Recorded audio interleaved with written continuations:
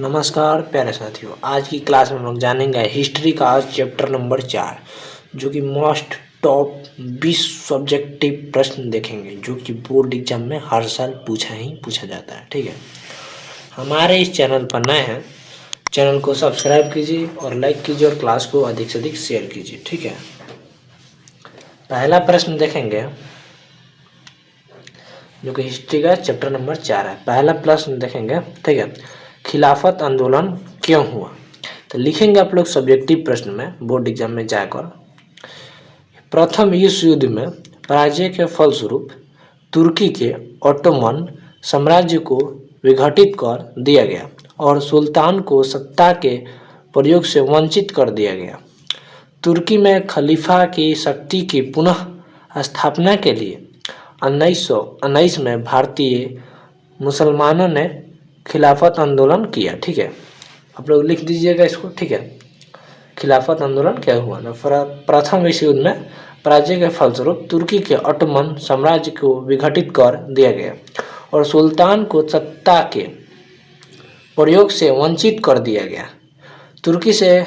तुर्की में खलीफा की शक्ति की पुनः स्थापना के लिए 1919 में भारतीय मुसलमानों के खिलाफ आंदोलन किया गया। ठीक है, चलिए दूसरा प्रश्न देखते हैं, रॉलेट एक्ट से आप क्या समझते हैं? तो लिखेंगे रॉलेट एक्ट बढ़ती हुई क्रांतिकारी घटनाओं को दबाने के लिए 1919 में रॉलेट एक्ट अधिनियम बनाया गया। इस अधिनियम के अनुसार किसी भी व्यक्ति को बिना किसी साक्ष्य और वारंट से गिरफ्तार किया जा सकता था, इसके विरुद्ध कोई अपील नहीं किया जा सकता था। इसे ही रॉलेट एक्ट कहते हैं। ठीक है, रॉलेट एक्ट समझ गए क्या है?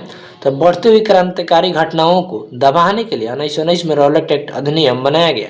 इस अधिनियम के अनुसार किसी भी व्यक्ति को बिना किसी साक्ष्य और वारंट से गिरफ्तार किया जा सकता है, इसके विरुद्ध कोई अपील नहीं किया जा सकता। इसे ही रॉलेट एक्ट कहते हैं। मतलब कि किसी को अगर किसी व्यक्ति पर शक होता है तो उसको क्या कर लेंगे हम, वारंट से गिरफ्तार किया जा सकता है। ठीक है, चलिए अगला प्रश्न देखेंगे जो कि 3 नंबर। चलिए 3 नंबर प्रश्न है, दांडी यात्रा का क्या उद्देश्य था? दांडी यात्रा का उद्देश्य क्या था? तो लिखेंगे गांधी जी 12 मार्च 1930 को साबरमती आश्रम से अपने 78 अनुयायियों के साथ दांडी यात्रा समुद्र तक शुरू किए।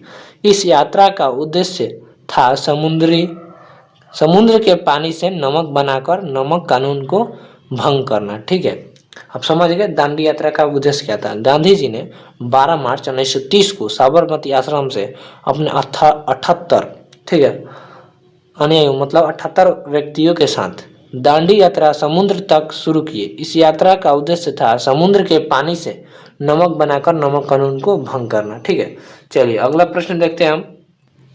अगर आपको इस क्लास का नोट्स चाहिए, नोट्स पीडीएफ, तो व्हाट्सएप चैनल का लिंक दिया गया है इसी वीडियो के डिस्क्रिप्शन बॉक्स में, आप जाकर ज्वाइन कर लीजिए। ठीक है, व्हाट्सएप ग्रुप को और टेलीग्राम को भी। ठीक है, चलिए जानते हैं 4 नंबर प्रश्न, और हमारे चैनल पर नए हैं चैनल को सब्सक्राइब अवश्य कर लीजिए। ठीक है, चलिए 4 नंबर प्रश्न देखते हैं, गांधी इरविन पैक्ट अथवा दिल्ली समझौता क्या है? देखिए 2 प्रश्न है इसमें, गांधी इरविन पैक्ट अथवा दिल्ली समझौता क्या है? तो लिखेंगे 5 मार्च 1931 को गांधी जी एवं लॉर्ड इरविन के बीच एक समझौता हुआ जिसे गांधी इरविन पैक्ट कहा जाता है।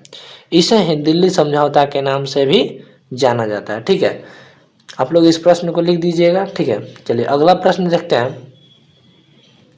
चलिए 4 नंबर जो मोस्ट इंपॉर्टेंट प्रश्न, ठीक है, चंपारण सत्याग्रह का संक्षिप्त विवरण दीजिए। ठीक है, तो लिखेंगे उत्तर में, चंपारण सत्याग्रह महात्मा गांधी जी के नेतृत्व में 19 अप्रैल 1917 को बिहार के चंपारण जिले में हुआ था।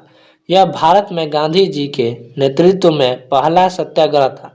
बिहार में 3 कठिया प्रणाली व्यवस्थित किसानों पर जो लागू था, इस प्रणाली के विरुद्ध में गांधी जी ने चंपारण सत्याग्रह। 3 कठिया प्रणाली मतलब समझते हैं, 3 कट्ठा मतलब 3 कट्ठा प्रणाली मतलब 3 कट्ठा खेत में एक हिस्सा में आपको क्या करना है, नील का खेती करना, उसे ही 3 कठिया प्रणाली नाम दिया गया। ठीक है, जो कि इसका पहला विरोध क्या हुआ, चंपारण में हुआ था। चंपारण सत्याग्रह इसे ही कहते हैं। ठीक है, चलिए अगला प्रश्न देखते हैं। जो कि 6 नंबर है, मेरठ षड्यंत्र से आप क्या समझते हैं? लिखेंगे मेरठ षड्यंत्र। मार्च 1929 में सरकार ने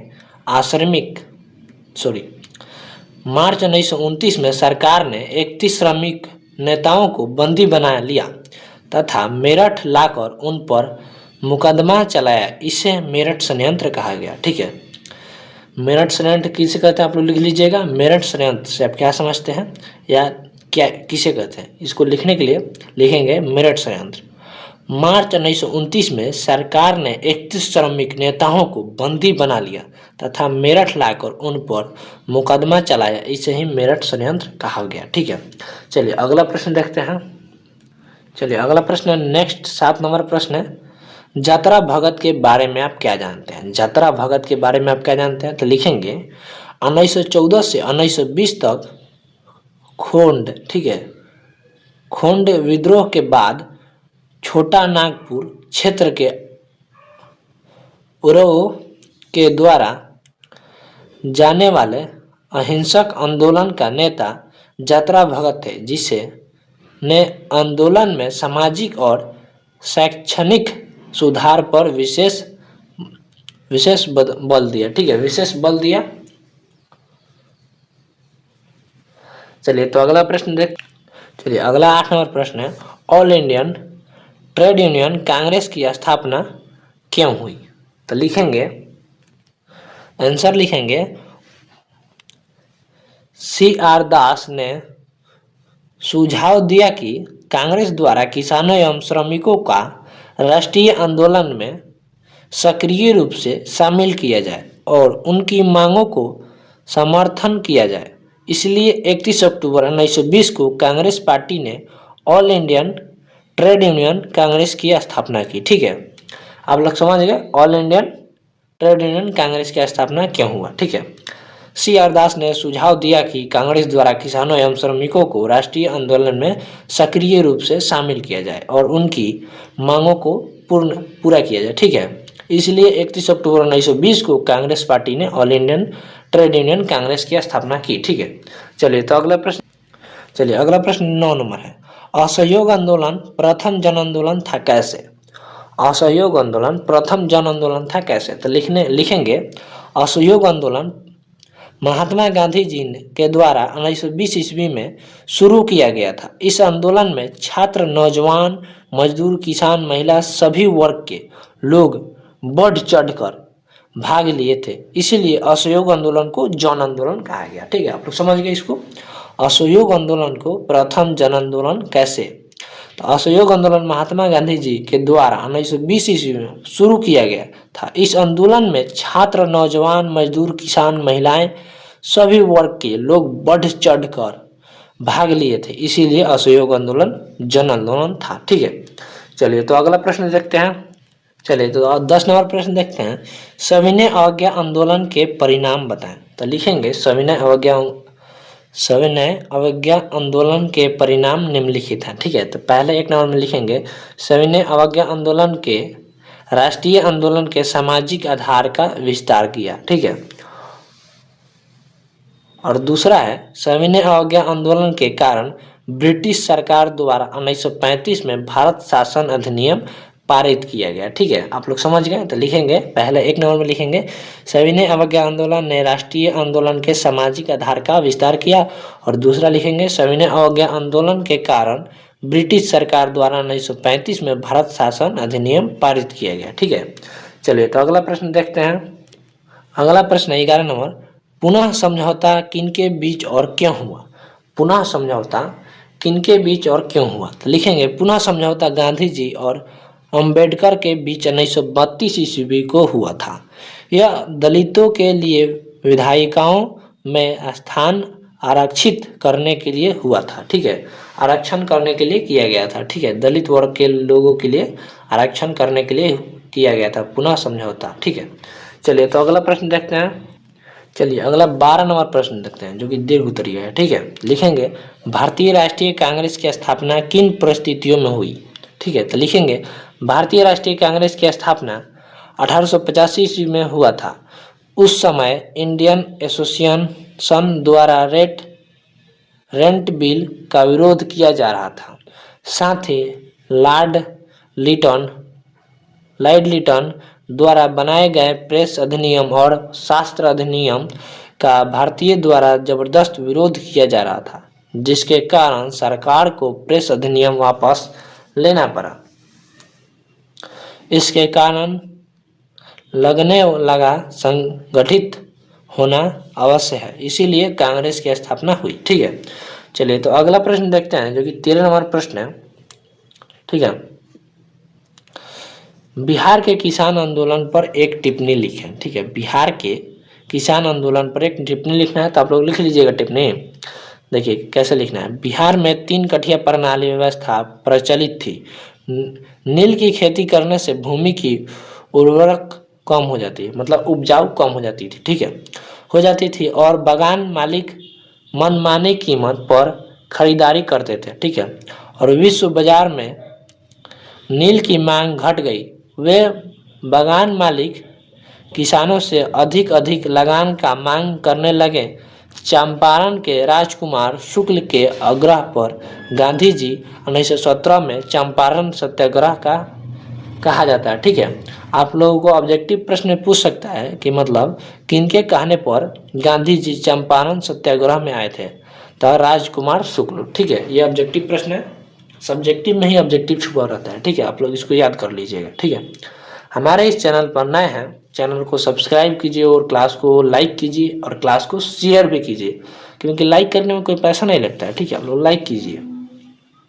चलिए अगला प्रश्न है 14 नंबर, स्वराज पार्टी की स्थापना एवं उद्देश्य की विवेचना करें। ठीक है, तो लिखेंगे गया अधिवेशन में चित्तरंजन दास और मोतीलाल नेहरू ने विभिन्न निर्वाचन में भाग लेकर व्यावसायिक सभाओं एवं सार्वजनिक संस्थाओं में प्रवेश कर सरकार के कामकाज में अवरोध पैदा करने का प्रस्ताव लाया, परंतु यह प्रस्ताव पारित नहीं हो पाया।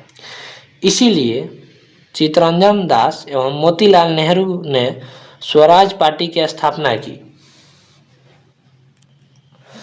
स्वराज पार्टी का उद्देश्य था अंग्रेज द्वारा चलाई गई सरकार परंपराओं अंत करना। ठीक है, चलिए तो अगला प्रश्न देखते हैं जो कि 15 नंबर है। ठीक है, साइमन कमीशन पर संक्षिप्त टिप्पणी लिखें। ठीक है, तो आप लोग लिख दीजिएगा। चलिए तो बताते हैं कैसे लिखिएगा। आप लोग लिखिएगा 1919 के अधिनियम की समीक्षा के लिए 1927 ईस्वी में ब्रिटिश सरकार ने साइमन कमीशन का गठन किया। साइमन कमीशन के अध्यक्ष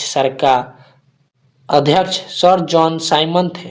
साइमन कमीशन में 7 सदस्य थे। साइमन कमीशन में एक भी भारतीय शामिल नहीं थे, इसीलिए 3 फरवरी 1928 को साइमन कमीशन को मुंबई पहुंचाने पर विरोध किया गया। ठीक है, चलिए तो अगला प्रश्न देखते हैं।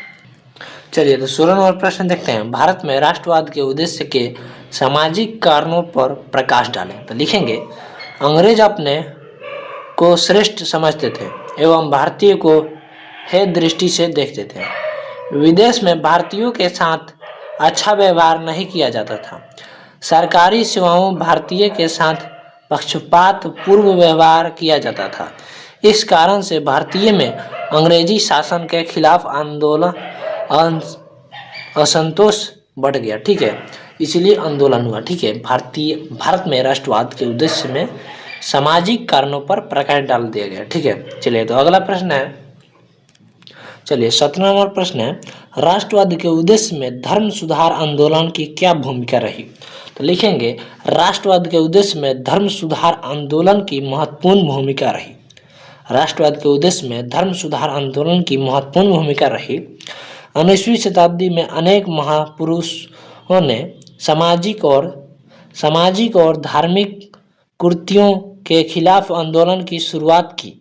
इन महापुरुषों में राजा राम मोहन राय, ईश्वर चंद्र विद्यासागर, स्वामी दयानंद सरस्वती, स्वामी विवेकानंद आदि के नाम उल्लेखनीय हैं। इन धर्म सुधार आंदोलन के कारण भारत में राष्ट्रवाद का उद्देश्य हुआ। ठीक है, चलिए तो अगला प्रश्न देखते हैं अभी तक आप लोग सेशन को लाइक नहीं किए हैं, ठीक है, सेशन को जल्दी से अगर लाइक कीजिए, ठीक है, पैसा नहीं लगता है लाइक करने में। चलिए 18 नंबर प्रश्न देखते हैं। असहयोग आंदोलन क्यों स्थापित किया गया? स्थापित किया गया मतलब क्यों रोक दिया गया? तो लिखेंगे असहयोग आंदोलन के दौरान उत्तर प्रदेश के गोरखपुर जिले के चौरी चौरी में राजनीतिक जुलूस पर पुलिस द्वारा फायरिंग के विरोध में आंदोलनकारियों ने थाना पर हमला करके 5 फरवरी 1922 को 22 पुलिसकर्मियों को जान ले ली, ठीक है। इसी घटना के कारण 12 फरवरी 1922 को गांधी जी ने असहयोग आंदोलन को स्थगित कर दिया, ठीक है, रोक दिया गया। चलिए तो अगला प्रश्न देखते हैं। 19 नंबर, असहयोग आंदोलन की आर्थिक प्रभाव क्या थे? तो लिखेंगे असहयोग आंदोलन के दौरान विदेशी वस्तुओं का बहिष्कार किया गया और देसी वस्तुओं को अपनाया गया, ठीक है, अपनाने पर जोर दिया गया। इससे विदेशी कपड़ों का आयात घट गया और देसी कपड़ों का बिक्री बढ़ गया, ठीक है। चलिए तो एक लास्ट प्रश्न देखते हैं। 20 नंबर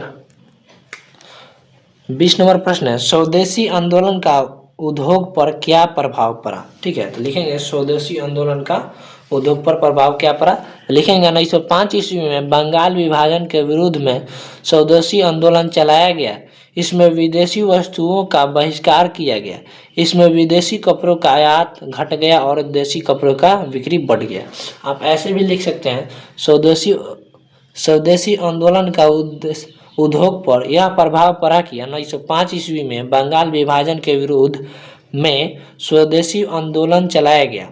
इसमें विदेशी वस्तुओं का बहिष्कार किया गया और इसमें विदेशी कपड़ों का आयात घट गया और देसी कपड़ों का बिक्री बढ़ गया, ठीक है। एक और प्रश्न है जो कि 21 नंबर प्रश्न है, ठीक है। चलिए इसको भी देख लेते हैं। प्रथम विश्व युद्ध के 2 कारणों का वर्णन करें, जो कि हर साल पूछता है, ठीक है। इसको आप लोग याद कर लीजिएगा, ठीक है, बहुत इंपॉर्टेंट क्वेश्चन है, जो कि लास्ट प्रश्न है। प्रथम विश्व युद्ध के 2 कारणों का वर्णन करें, तो लिखेंगे प्रथम विश्व युद्ध के 2 कारणों का निम्नलिखित है, ठीक है, वर्णन निम्नलिखित है। तो लिखेंगे प्रथम विश्व युद्ध औद्योगिक क्रांति के परिणाम स्वरूप उत्पन्न औपनिवेशिक व्यवस्थाएं की स्थापना और उसे सुरक्षित रखने के प्रयास के लिए हुआ, ठीक है। और दूसरा है दुनिया 2 गुटों में बट गया था, एक मित्र राष्ट्र जिससे फ्रांस, रूस, ब्रिटेन, अमेरिका और दूसरा केंद्रीय शक्तियां जिसमें जर्मनी, ऑस्ट्रिया और हंगरी तथा इटली थे। हमारे इस चैनल पर नए हैं, चैनल को सब्सक्राइब कीजिएगा और लाइक कीजिएगा और क्लास को शेयर कीजिएगा अधिक से अधिक, और कमेंट करके यह बताइएगा आपको किस किस सब्जेक्ट में दिक्कत है, उस पर वीडियो बनाना चाहेंगे, ठीक है। आप लोग कमेंट करके अवश्य बताइए। फिर मिलते हैं नेक्स्ट वीडियो में, तब तक के लिए